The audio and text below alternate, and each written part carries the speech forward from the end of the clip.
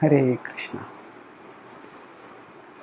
Don't just look for the silver lining, become the silver lining.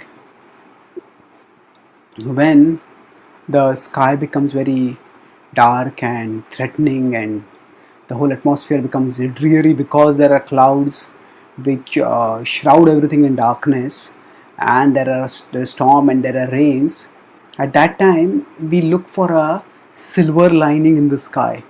That means we look for something that indicates the clouds are ending, and that now we will be able to see the things clearly. We'll be able to see things nicely. So the darkness will go away, the rains will go away, and then atmosphere will become better. So we look for the silver lining. Similarly, in a metaphorical sense, sometimes there are a lot of distress, darkness, and negativity in our life. At that time, if we just let the thoughts of the negativity consume us, then we will become overwhelmed, we will become dejected, we will become depressed. So we should also look for the silver lining. The Bhagavad-gita also begins with the aspiration, with such a dreary situation where Arjuna, he has to fight with his relatives in a fratricidal war in which victory will come at the price of the blood of his loved ones. Munjiye bhogan rudhir pradiktan. He says, I cannot do this.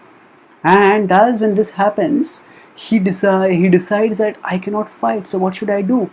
When he decides that he cannot fight, so then accordingly he decides that he must move on.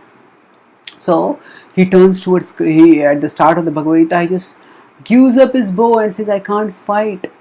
He says, Yotseti govindam uktva tushnim babhuvaha. I cannot fight. He becomes paralyzed. There's darkness all around him. At that time he turns towards Krishna and asks Krishna for guidance, and Krishna gives him the illuminating, empowering, enriching wisdom of the Bhagavad-gita. And with that wisdom, what does Arjuna do? It is not that Krishna himself suddenly removes the clouds. Krishna energizes and infuses Arjuna with confidence, with a vision that arises from higher wisdom, that vision of the transformational power of love. Arjuna understands that irrespective of whatever is happening at the material level, he himself is always eternally the part of Krishna, and there is a bond of love which unites him with Krishna eternally. When he understands this and when he starts striving to love and serve Krishna, he marches steadily towards Krishna. So Krishna, he doesn't stop being the charioteer and suddenly become the warrior to assist Arjuna. Krishna is a non-combatant and he remains a non-combatant, but he infuses Arjuna with a combative spirit. And thus he tells Arjuna in 11.33, Tasmat muttishta yasho labhasva jitva shatrun bhungshva rajyam samriddham mayayi vaite nihtah purvameva nimittamatram bhavasav vyasachi. Tasmat tamuttishta yasho labhasva. Therefore, tamuttishta, arise, yasho labhasva, attain victory. Jitva shatrun bhungshva rajyam samriddham. Jitva shatrun, conquering your enemies. Bhungshva rajyam samriddham. Bhungshva, enjoy a flourishing kingdom. Mayai vaite nihatah purvameva. By me, nihataha has been destroyed. Purvameva, before only it has been destroyed. Mayai vaite nihata, by me it has been destroyed. Nimittamatram bhavasav vyasachi. Nimittamatram, you just have to become an instrument. You don't have to do anything more. Just become an instrument in the fight. When this is understood, Nimittamatram bhavasav vyasachi. So here Krishna tells Arjuna to act. So when there is distress, rather than telling Arjuna that I'll solve the problems, Krishna tells Arjuna, you become the solution, you become the silver lining.